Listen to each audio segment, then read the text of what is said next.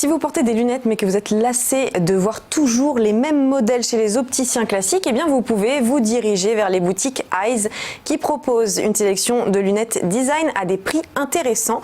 Derrière ce concept, l'entrepreneur Michel Abitbol qui évolue dans ce secteur depuis près de 20 ans. Il est avec nous ce matin. Bonjour Michel. Bonjour Éléonore. Bienvenue sur ce plateau. Alors bientôt 10 ans d'aventure avec la licence de marque Eyes.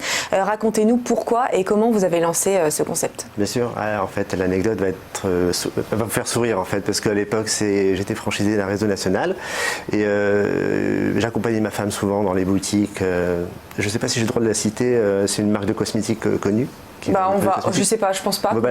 Voilà. Du coup, l'accompagnais et en fait, je me suis aperçu rapidement qu'en fait, l'univers des parfums était proche de l'univers de la lunette, dans le sens en fait, les marques qu'on retrouvait dans les parfums qui marchaient bien, c'était exactement les mêmes marques qui marchaient dans la lunette. Donc je me suis dit qu'il y avait quelque chose à faire dans le marketing de la beauté, tout simplement, pour passer dans l'optique et se dire que voilà, on avait un territoire vierge. On peut aussi prendre du plaisir à choisir ses lunettes, prendre le temps de s'installer comme on va dans une boutique de parfum. C'est ça, et apporter un conseil aussi en plus qu'au relooking qu'il n'y avait pas dans les autres magasins d'optique. Rapidement, en fait, le premier point de vente a marché. Il a fait 450 000 € la première année. VS, les indépendants qui font 250 000 € à terme. Ah oui. Donc c'est vraiment. Donc là, vous avez senti qu'il y avait vraiment un gros potentiel pour vous élargir. Exactement. Que ça prenne. Alors le marché de l'optique, c'est un secteur attractif, on l'a dit, et très compétitif. Vous venez de nous en parler. En France, 44 millions de personnes portent des lunettes ou des lentilles. Pourquoi finalement vos clients choisissent Eyes et pas une autre enseigne? Je vais vous dire parce qu'on est les meilleurs, mais soyons sérieux. En fait, on a beaucoup de différenciation par rapport à la concurrence. On va commencer par le design du store, qui a été fait par une agence de renom qui a travaillé entre autres pour des grandes marques, pour plusieurs grandes marques. Donc le concept est original. On a un packaging original. On peut le montrer peut-être. Voilà, le packaging est très sympa. Alors ça, c'est la boîte dans laquelle avec laquelle les gens repartent. Exactement. Il y a le coup, l'étui à l'intérieur, etc. Avec le logo de la marque Eyes. Exactement. Du coup, le packaging qui fait partie de l'identité de la marque. On a des écrans. C'est un système digital qu'on a développé pour tous les magasins en fait, qui diffusent de la publicité sur les écrans. On a également des produits qu'on ne va pas forcément trouver ailleurs, puisqu'en fait ce sont des collections qu'on va essayer, qui sont inspirées des influenceurs qu'on voit sur les réseaux sociaux, voilà, tout simplement. Alors finalement, quelle cible de profil vous... Alors les 25-39 ans, c'est notre cible principale, voilà. Et on a une cible secondaire évidemment qui sont les autres, qui sont attirés également par ce concept, mais la cible principale sont les 25-39 ans, jeunes cadres dynamiques, voilà. C'est vraiment la cible identifiée pour notre concept. Donc vous le disiez, vous avez des collections originales de marques que l'on connaît, mais vous avez aussi votre marque Eyes de lunettes, c'est ça, qui est plus accessible. On distribue des collections effectivement qui s'inspirent, comme je disais tout à l'heure, des influenceurs, entre autres, portées par des influenceurs, mais également des grandes marques de luxe, voilà, tout simplement, qui marchent très bien. Donc les best-sellers, on les retrouve aussi dans les collections. Et de quoi vous vous inspirez pour concevoir les lunettes Eyes?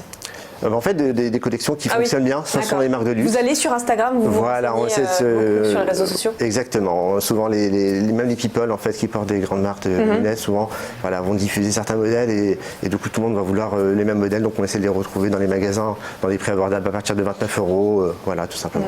Alors, ce qui vous plaît, c'est aussi gérer une licence de marque et puis surtout étudier le comportement du consommateur, de son intention à l'achat. Qu'est-ce que vous avez pu constater au fil des années? C'est très important de comprendre les consommateurs parce qu'on ne peut pas leur proposer quoi que ce soit si on n'a pas compris ce qu'ils veulent. Alors, il y a une fondamentale qui a changé récemment, ce sont les remboursements des lunettes qui ont été modifiés par les mutuelles. En fait, c'est tous les 2 ans maintenant et c'est plafonné, c'est-à-dire que les montures sont remboursées 150 € et l'année prochaine ce sera 100 €. Ce qui fait que le consommateur aujourd'hui avec moins de pouvoir d'achat a un comportement qui a été forcément influencé.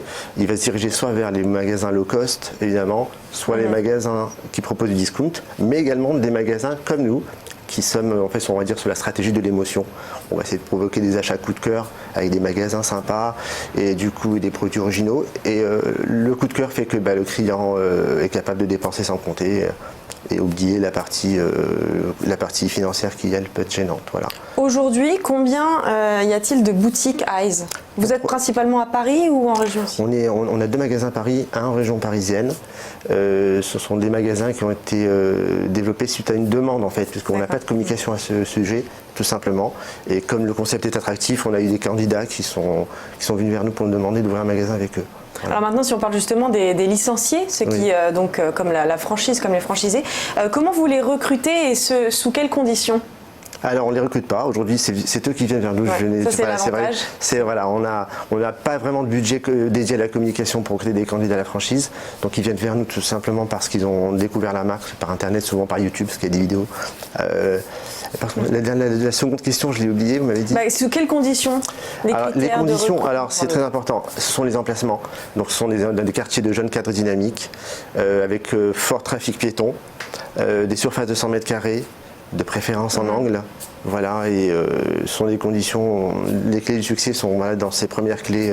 Vous avez des conseils à donner à tous ceux qui veulent se lancer là-dedans en tant que licencié? Alors, les conseils, bien sûr, il y en a beaucoup, je pense qu'on n'aura pas beaucoup le temps d'en parler, donc c'est pour ça que j'ai un livre qui a traité du sujet et qu'évidemment j'offre à tous les spectateurs de l'émission. Voilà le petit livre qui s'intitule « Optique, les 10 commandements pour réussir son implantation ».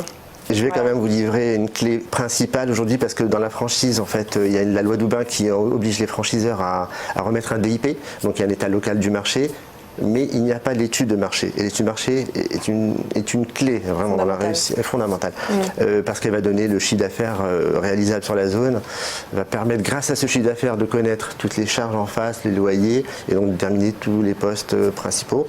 L'étude de marché coûte 3 000 € et j'ai envie de dire il vaut mieux dépenser 3 000 € dans l'étude de marché et abandonner un projet où il y a un investissement de 300 000 € parce que l'enjeu est important. Voilà. Donc l'étude de marché, c'est la première clé.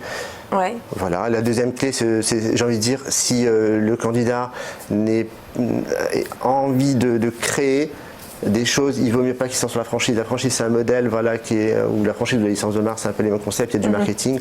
L'idée, c'est vraiment d'appliquer les recettes, de jouer la musique, en fait. Voilà, c'est ça. Et de se consacrer au chiffre d'affaires. Voilà. Exactement. Ouais. Alors, il y a certains professionnels de l'optique qui ajoutent une corde à leur arc en proposant les services auditifs. Est-ce que vous y avez déjà pensé à ça? Alors, comme je vous disais, c'est vrai que notre positionnement, c'est les 25-39 ans. Ouais. Donc, il serait incohérent qu'on aille sur le DIP, tout simplement parce que notre marketing serait trahi.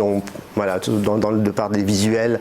Vous voyez, dans nos visuels, on a des visuels de jeunes, 25-39 ans. Voilà. Alors, j'ai lu que vous vous décriviez comme expert en business intelligence. Expliquez-nous. Alors, c'est pas moi qui me suis décrit comme ça à la base, mais effectivement, je me suis décrit aujourd'hui comme ça parce qu'on m'a dit que voilà, c'est une expertise qui était rare dans le sens où en fait, elle mélange le marketing, la finance. Concrètement, ce que ça veut dire, c'est quoi? Ce sont des formules en fait un peu magiques qui permettent rapidement à un business d'exister. Tout simplement. Prenons un exemple. Aujourd'hui, n'importe qui n'est pas capable de connaître son résultat à l'avance. Il faut attendre un an que l'expert comptable vous donne un résultat financier. Aujourd'hui, avec une formule simple, avec un chiffre d'affaires, un loyer, un crédit, un salaire, on est capable de sortir le résultat du magasin en temps réel. Donc ça permet de prendre rapidement la main sur un business qui a un problème pour régler ses failles tout simplement. Et ça, c'est pas rien du tout quand on sait que 50% des magasins, des boutiques ferment au bout de 5 ans. Voilà, donc c'est important d'avoir ces leviers rapidement. Ça permet également rapidement de négocier un loyer, par exemple avec un bailleur qui vous propose un fonds de commerce à 50 000 € par exemple avec un loyer à 4 000. On ne sait pas comment choisir. En fait, avec ces informations, on est capable de déterminer exactement le prix du loyer, puisqu'en fait, c'est le chiffre d'affaires réalisable sur la zone qui permet de connaître en fait le coût du loyer et pas autre. Il n'y a pas d'autre indicateur que celui-là. Donc il y a plein d'indicateurs comme ça financiers qui permettent de prendre des décisions rapidement. Je prends ce local, je redresse mon business parce qu'il y a un problème. Et ça, malheureusement, on ne les retrouve pas dans les bouquins ni dans les informations. Et clairement, ça vous a aidé, vous, en tout cas, à prospérer dans votre secteur. Ouais. Ça me permet déjà, pour un franchisé, de négocier pour lui un magasin qui fait 200 000 € à la vente à 20 000 €, tout simplement. Et récemment, on a renégocié des loyers qui étaient à 40 000, on les a passés à 20 000 €. Donc, c'est pas rien. Bien sûr. Est-ce que vous avez des projets pour la suite de Eyes, du déploiement de boutiques ailleurs? Alors, à ce sujet, effectivement, les projets, c'est de développer, mais pour cela, il faut des fonds. Donc, effectivement, je lance un appel. S'il y a des investisseurs qui nous regardent, on est sur la bonne chaîne. Avec plaisir. Bien sûr, vous avez bien fait. Merci beaucoup Michel Abitbol d'avoir été avec nous. Je rappelle que vous êtes le fondateur du concept Eyes.